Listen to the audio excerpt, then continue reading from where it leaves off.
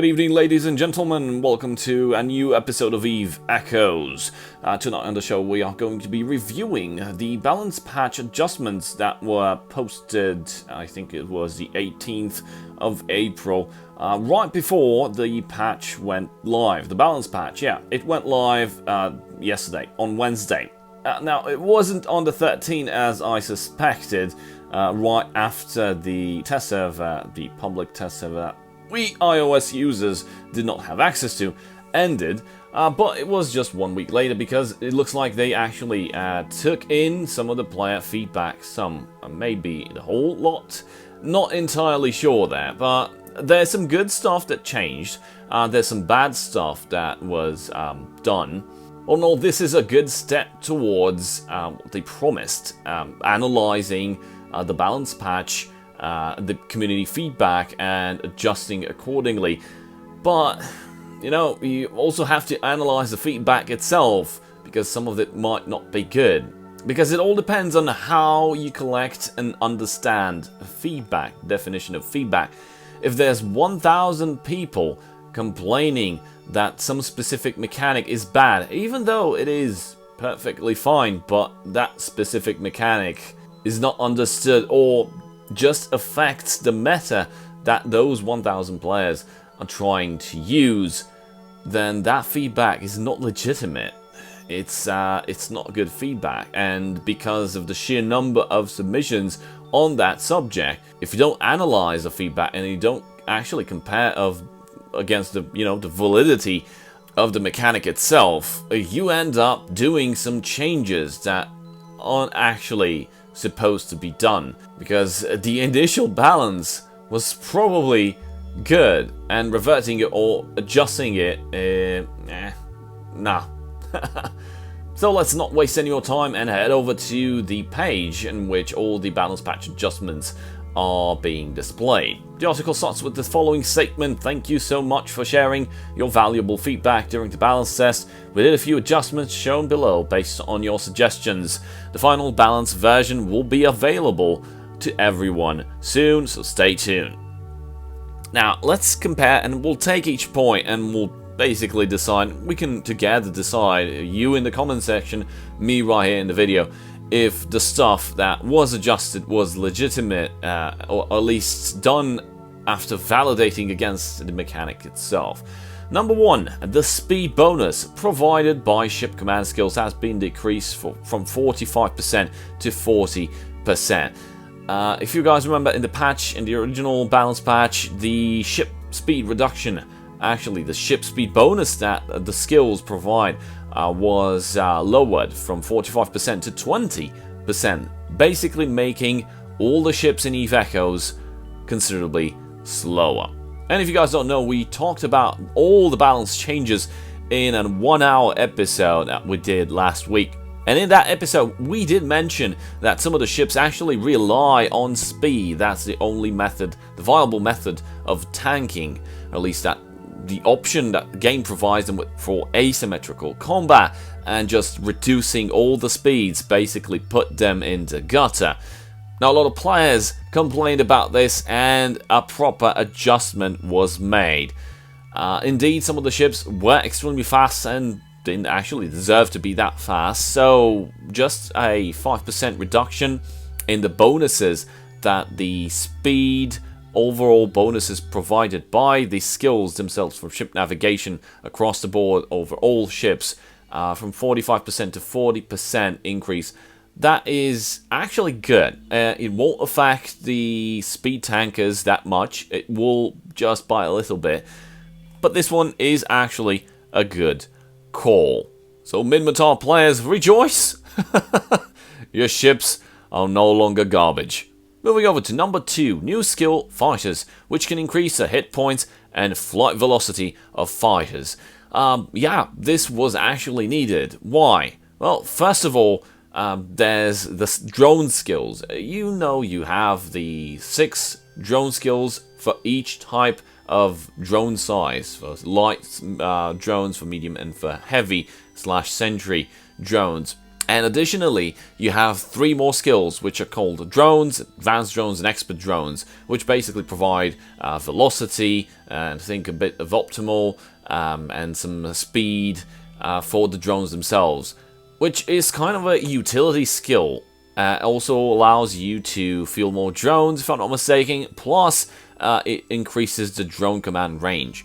Now, we've talked about the extra utility drone skills, the extra 3 skills that we have, basically making drone weapons the largest skill point consumers across all weapon types. Basically because of those extra 3 skills that you need to have in order, to benefit from your drones at full capacity. And of course, the drone set of skills, those 3 skills, do not apply to fighters. We also had 6 additional skills for the fighters category, the drone size type, which was like a new weapon type and actually a bigger weapon size type for the drones. But the drones utility skill did not apply to fighters, so what they did to fix this was to introduce a fighters skill, which gives you pretty much the same thing that the drone utility skills give you, which is hit points, flight velocity, drone control range. That there's not the case here because you can have 500 kilometers with a carrier. So this was a good call, but this also brings us to another problem. Because, well, drones now eat even more skill points altogether. Of course, having the fighter's skills actually useful, but compare the fighter's skills, all the skills necessary to field fighters against other capital weapon types, like, the ones that the dreadnoughts use for the capital autocannons, capital railguns, capital lasers, and capital missiles, which basically have 6 for each of those.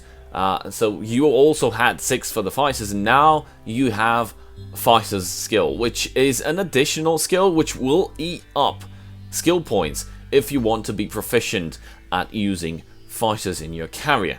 So again, creating more gap on weapon types, that's probably not a good idea. In my opinion, all weapon types should have additional utility skills. Like, they had this notion of simplifying the skill tree, and they mashed together some properties, and they obtained these 6 skills per weapon type size, which is okay, I guess. But because of that, we don't have any flexibility when it comes to what type of property would you like to invest into. Like, if you're doing like torpedoes, you're using torpedoes, you like to invest more into, let's say, range, like flight time, and explosion velocity and explosion radius. Maybe you don't care about damage so much, so maybe you want to max those out before maxing out damage, but because they're mashed in together, you're pretty much stuck with learning all those skills. And this could be perfectly fine for drones as well, but in drones, there is this flexibility by having these additional skills. But the problem is, for a drone pilot, fighter pilot, whatever you want in terms of drones, you will be required to learn more. And if those things get nerfed, well, we got a bunch of stuff, a bunch of Lazarus points, and we'll talk about this tomorrow in our next video. But you will need more Lazarus points, or more, let's say, Plex, in order to respec if you just fed up with drones, they eat too many skill points, it just got nerfed, or whatever, so you want to move to a different weapon type. You're going to have to invest a lot more than just, let's say, by respecking from railguns or lasers or whatever. So the adjustment on number 2, good, but still needs a bit of thinking about how skill point allocation across all the weapon types is being done. We'll move over to number 3. Anti-drone pulse bomb damage has been reduced by 10% and is temporarily unavailable. Improvements in the drone AI are in progress. The drone range extender has been reverted to its original status. Now let's take this bit by bit because it's interesting. So the anti-drone pulse bomb has been postponed, and for now the damage output has been reduced by 10%. Probably because during the test times on the public test server, some folks discovered that they could wipe loads of drones if they just fit with all the smart bombs across all the high slots. But I think I mentioned it in the 1 hour episode about how this might affect, the server calculations. Okay, it's going to hit some drones over 10 seconds or something like that. I didn't manage to get a crunch on the actual numbers because, well, no access to the test server. Remember, we got a middle finger there. But just fitting a bunch of battleships for support without any weapons, with the smart bombs dealing with drones, probably caused a big fuss about where we're going to even use drones anymore. In my opinion, sure, the drone spam could still be real even with the smart bombs, because, well, it takes 10 seconds for a smart bomb to run. Well, if you have a swarm of, let's count just, I don't know, 50 ships, and they're all drone boats. 50 ships times 5, that's 250 drones. Now, 250 drones might output an insane amount of damage to basically delete the ship that's carrying the smart bombs. But if you have multiple of such ships and we got good logistics, I don't know. I didn't manage to actually do a mass test about how this would behave. I'm guessing some of the other players might have done such a test. All in all, on this side, opinions vary, but I'm really interested about the improvements in the drone AI, which states that it's in progress. I've criticized a lot how drones have been redesigned in Eve Echoes, how they're actually implemented, how many people claim them to be actual ships, which in my opinion as a software engineer, if they're considered as such, as ships, it's bad because, well, ships have a bunch of properties which a drone does not have. So it's the thing. I think I went over on a Facebook article about it with polymorphism in object-oriented programming.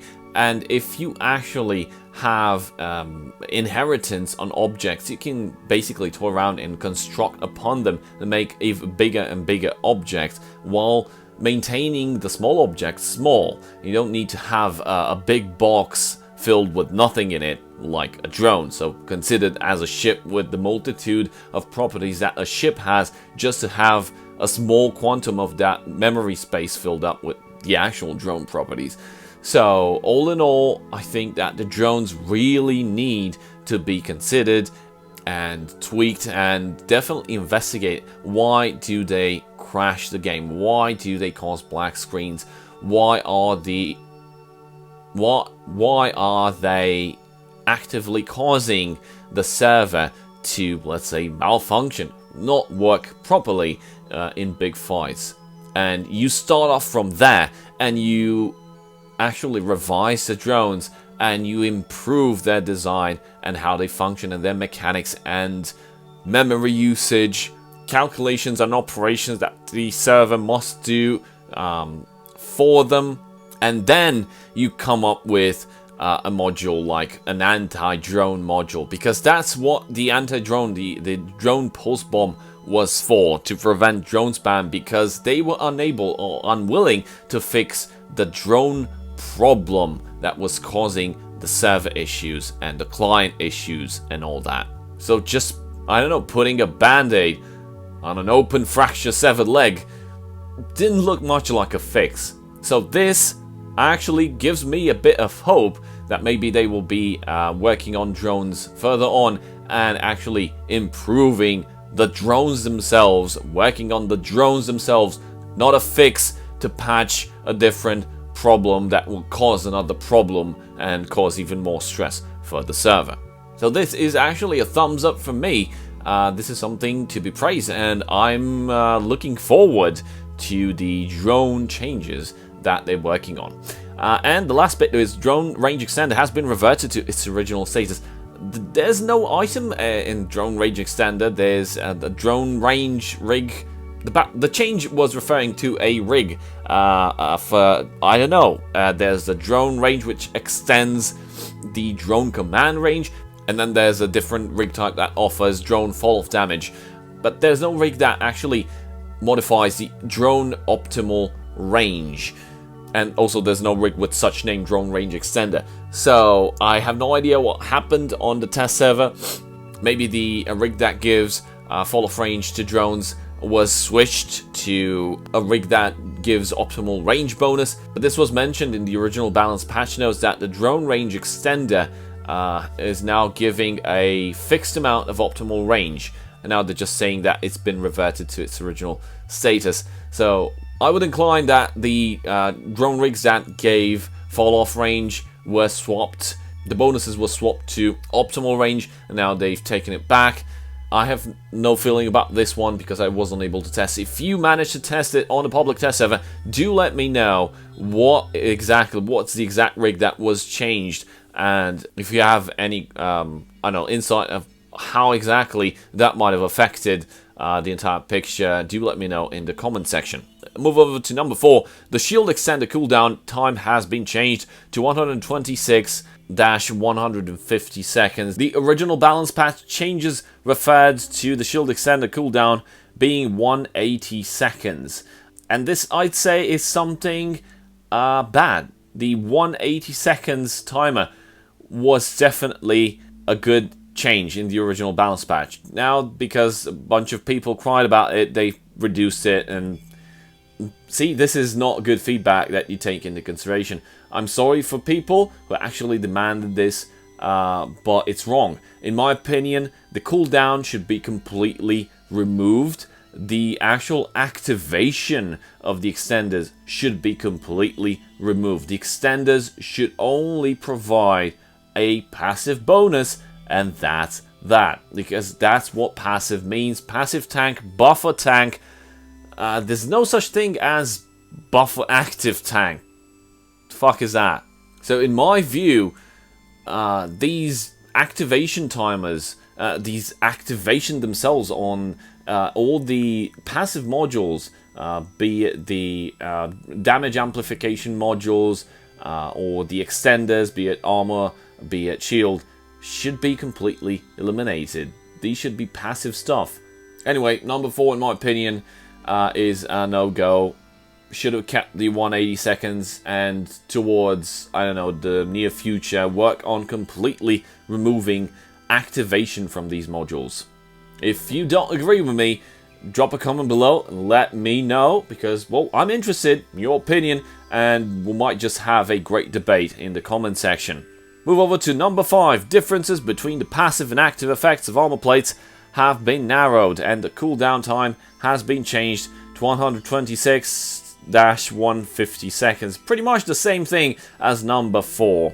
Let's jump to number 6. The capacitor battery has been reverted to its original status, and its restart time has been changed to 90 seconds. Resistance to electronic warfare is under development. Again, another change that is really bad, because in EVE Echoes everyone is cap stable. This shouldn't be the case. Cap stability should be like a wet dream. No, I'm serious. Your ship's battle status and properties should look like a concave function graph, and if you know math, you kind of know what I mean. It looks something similar to this, as you close in on the enemy, your damage modules, your stuff gets in optimals, you deal maximum damage, your capacitor is at peak. As the battle lasts longer, your status declines, because the capacitor starts depleting, and your guns will stop working, or probably the enemy starts drifting away, and in the end you lose grip on the battle if you don't finish the battle at your peak performance. This is what battles should be like, not just orbiting each other for 10 minutes trying to break each other's tank. that's dumb, because everyone is cap stable. No matter how much you siphon, everyone is siphoning the same amount. I'm cap stable, you're cap stable, I'm siphoning your cap, you're siphoning my cap. We both have the same tank, we're just cycling and spinning around in circles when we have cap batteries and we don't care. And this shouldn't be how battles are done in EVE. Now, I may be old school because I'm relating this to EVE Online, but that's a cool feature of EVE. And just having cap stability everywhere, spreading joy everywhere, is not actually the case. Because it's gimping the flexibility of having cool ship design and ship fits made for various purposes. Because cap batteries are really important because they make your ship stable. So everyone is using them. So that's not much of a diversity here. As mentioned, being cap stable should be an extreme scenario, and it probably would be best for PvE, but in PvP, having like your cap around 5 minutes, I think that is legit, or even less. You push the pedal to the metal, you activate all your modules, you activate all your newts. You aren't expecting to last more than 7 minutes, but you expect that your enemy will blow up in 2.5 minutes because of exactly how you fit your ship. But because you can't do that because the enemy has like 2 capacitor batteries that just keeps cycling and has an infinite amount of cap, so just neutralizing it won't do anything. So where does that leave you? Well, can't beat them, join them. Yeah, this is not a good approach. The initial balance patch was actually almost there. Removed the bonuses, increased the activation to 180, but they did add high extra amounts when activated, which was also not good. But the activation time of 180 seconds actually proved to be fatal for the module. In EVE Online, the capacitor batteries are not active. They just provide a passive bonus increase to the capacitor capacity itself. But you may wonder, well, you should be able to boost your capacitor whenever you want. Yeah, there's a different module, entire different module for that. It's called Cap Booster. It works just like the shield booster, but it's a capacitor booster, and you fit in it a specific kind of ammo. It's called cap ammo. It's a capacitor dischargeable batteries. You can put some, just like the fuel that you have for the scanners. You have some fuel in your bay, and it uses that fuel. So you are able to boost your capacitor as long as you have ammo or fuel for it. And that's actually a neat mechanic, because it allows players that just want to rely on passive capacitors to use capacitor batteries, and the ones that actively need to replenish because they're about to face, I don't know, some newts, to have capacitor boosters to boost their capacity, but not infinitely. That is the point, to not be able to be cap stable indefinitely using a specific module. So having cap boosters might be a thing to introduce in EVE Echoes, as people will be forced to use a fuel. When you run out of fuel, there goes your capacitor. So people will no longer chase for infinite capacity because it's unachievable. Also, the cap booster that you inject can be immediately siphoned or neutralized. So the whole purpose in EVE Online when using cap boosters is to specifically see when your capacitor gets sucked dry and activate your cap booster after the enemy's cycle ends, so you can benefit from a capacitor booster before your enemy starts draining again. I'm telling you, there's valid tactics and there's valid fitting options and scenarios for so many flexible scenarios that just having these items that provide infinite capacity, require absolutely no fuel, that's just bad. Number 7, modules that enhance weapon damage can provide more attribute bonuses. For example, Type C modules, passive damage equal 16.5%, while on cooldown they give a 6% and 18%. So what has happened here? Well, basically the damage amplifier modules provided not only damage boost, but also a reduction in cycle time of the weapons. So, for example, you had damage bonus, and you also had a cycle reduction, and when you would activate those, you would have an increase in damage, and an even bigger decrease in gun cycle time. So what has happened is all the weapon upgrades have been completely stripped of that extra bonus damage that they would have given when being active. So that went away. Now it's all put into the passive damage of those modules. So just by fitting them, you get the damage bonus. Activation does not give any increase in extra damage, like the damage itself. But the cycle time, that's where they toyed around with it. This is kind of interesting, and this is a good balance. This is a good thing that they made, and I'm quite happy about it, and thumbs up again for this one. They only kept the cycle of the guns themselves, and how it applies a bonus when being in passive mode and when it's being activated. So the being in passive mode gives you a small decrease percentage in gun cycling time. Your guns, be it drones, being turrets, being whatever, missiles, blah blah blah. And it can be like 6%, 5% reduction in gun cycle time. Basically gun cycle time, rate of fire, right? And when you activate the module, you get a 200% increase of that decrease.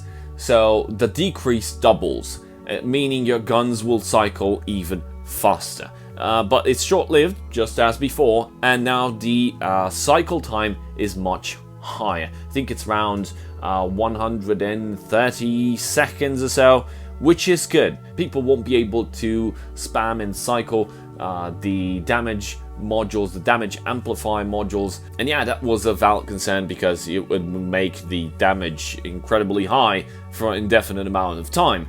Now, the damage has shifted entirely to passive, and it's a bit lower than it was on active before the balance patch. For example, a drone damage amplifier would give you a standard 5% on damage increase just by fitting it, and when active it will boost and raise up to 15%. But now the passive damage is around 14% just by fitting the module, so that's good. This is a change that really benefits and how you think about fits. Does no longer incentivize you to spam the low slots with damage modifiers. So this is a good change. This is something good. Number 8, large autocannon accuracy fall-off is now plus 2.16 kilometers. Now for this one, there's no correlation in the original balance, so this was just put here as a new addition to the balance patch. It was not in the original balance changes. Number 9, the deceleration penalty of small and medium shield field modules has been changed 25%, 37.5%, and the signature radius penalty has been changed to 3000%, 4000%. Now the deceleration penalty initially was a 50%, if not mistaken, but the signature radius penalty was not something in the original balance patch. This adjustment came on the fly. I think the signature radius penalty initially was 5000%.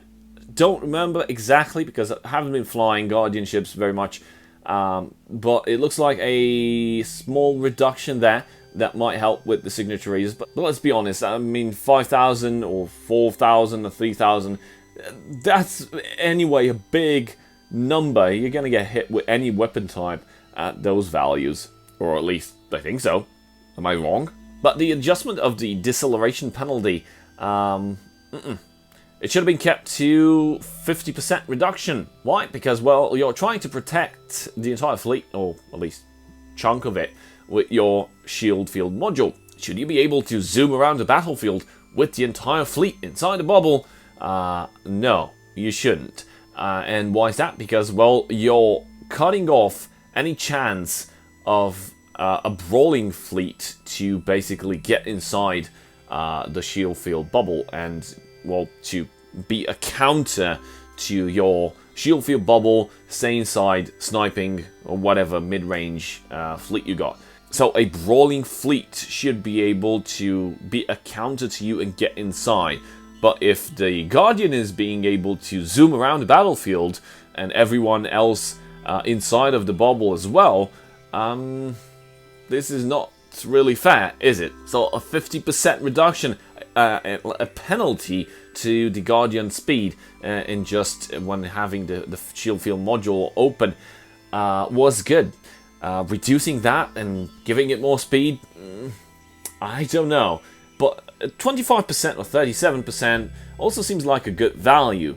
But it remains to be seen if people will still find solutions of zooming around like crazy and still causing fuss over balance issues. Number 10, the Interceptor Disruption and Warp Drive bonus have been reverted to the original status. The damage of Interceptor 1 and Interceptor 2 have been changed to 2.5 and 10% for each level, respectively. So I'm not entirely sure what they're meaning with a 2.5% to 10%, because the changes were all over the place here. So a bunch of damage was lowered from 10% to 2.5%. What do they mean by changing to 2.5 and to 10%? We'll have to check on that independently, and I guess a review of the Interceptor Mark II interceptors to see if they still have assault ship capabilities, because this is exactly what the balance patch was supposed to do. Maintain the capabilities of the Interceptor to intercept and tackle and scout, but not act like a freaking doomsday weapon, have too much damage that even rifled faction ships. Combine it with the speed of an Interceptor and with the cool amounts of damage, a lot of the faction ships just fell short. So I'm gonna have to check on this in another video, probably after this weekend.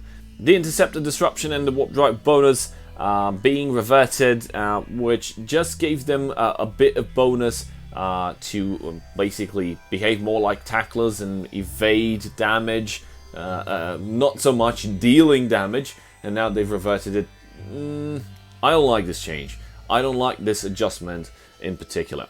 Number 11, a new exclusive bonus for the Condor Interceptor and Interceptor 2, small missile torpedo explosion velocity 2.5 for each level.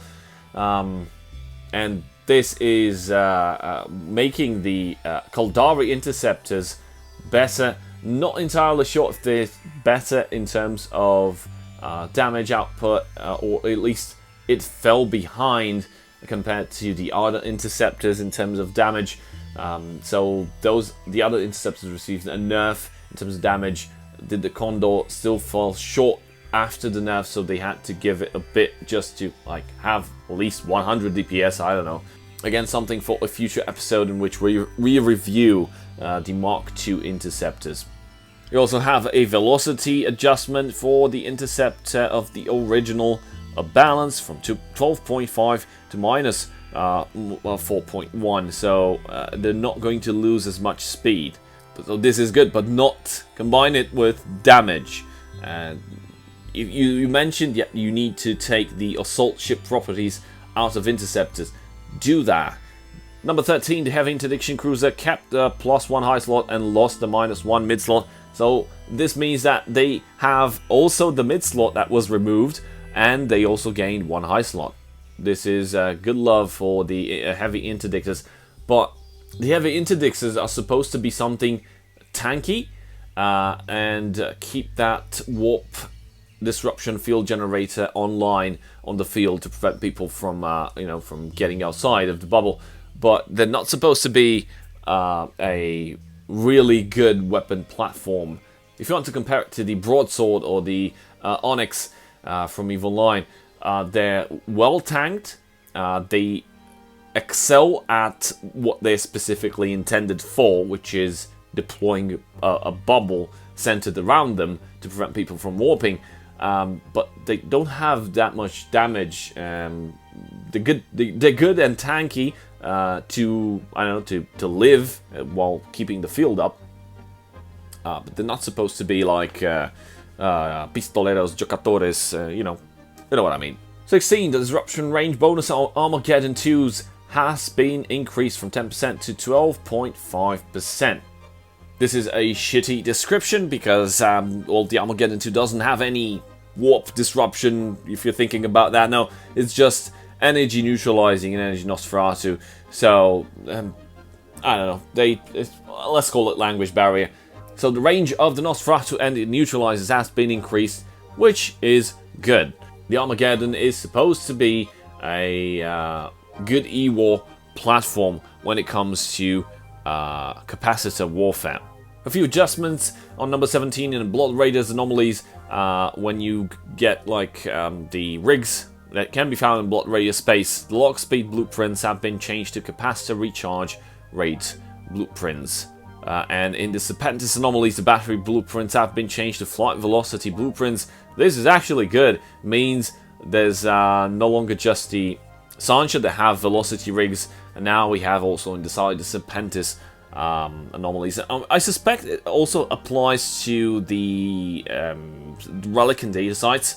We'll have to check, but definitely worth looking into. In Sancha anomalies, the capacitor recharge rate blueprints and power grid blueprints have been changed to inertia modifier blueprints and cargo hold blueprints, basically because Sancha already had velocity rigs, and now having also the capacitor recharge, which is also expensive, and power grid, they've now been switched with inertia modifier, which I think it's the polycarbon rigs, and the cargo hold is a bit cheaper. So there's that balance. They're taking away some of the big stuff, sharing it to others while replacing it with something that's a lot cheaper, just to maintain a diverse spread of the rig blueprints across all factions.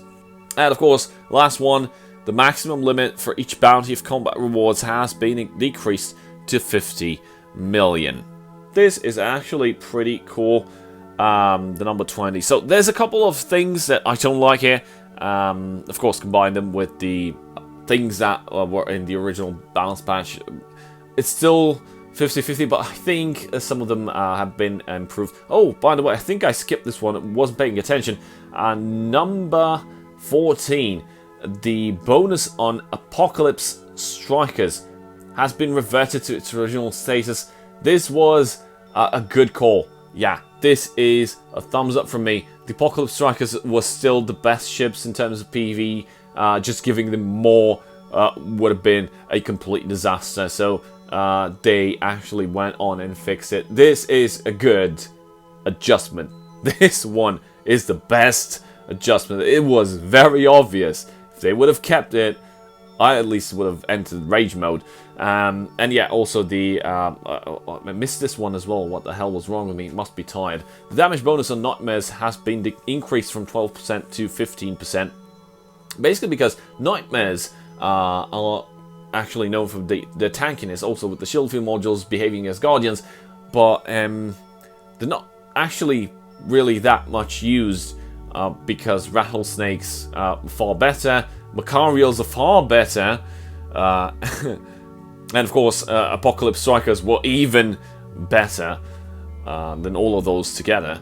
So giving the Nightmare some love is definitely appreciated. We'll probably see more people using them, and not just for their shield field modules capabilities. So what do you think about these balance adjustments? Do you agree with me, or there's just some stuff that I've been talking about out of my ass? I don't know, you tell me, but I think I pretty much nailed all of these on the head, which is bad, which is good, which is eh. On Monday we will be talking about these specific things mentioned at number 20, the bounty commendations, the Concord commendations for the bounty rewards, basically doubling the bounty that you can get up to 50 million. We'll try to analyze it because we will be having almost a week of time being passed around since the deployment of the balance patch. We'll try to compare, is it any better than before? Has null-sec ISK generation improved over high-sec? Because, well, I mentioned in the 1 hour episode that it might still not be enough. High-sec Island ISK generation might still be in the same league as null-sec, but I'll have some data ready for you to compare and analyze and review. and we'll take a look at that on Monday. Don't forget about our community question of the week. Do you have any hopes for any future event that NetEase will introduce in EVE Echoes? Don't forget that in order to participate, you have to drop a comment below with your in-game name and character ID and the answer to this question, and get a shot at winning one of the 3 Omega Combo clones, a 30-day Omega Combo. That's it for today. I hope you guys learned something. I did for certain. Thank you guys for watching. A very big shout out to my channel supporters, and I'll see you guys next time. Cheers.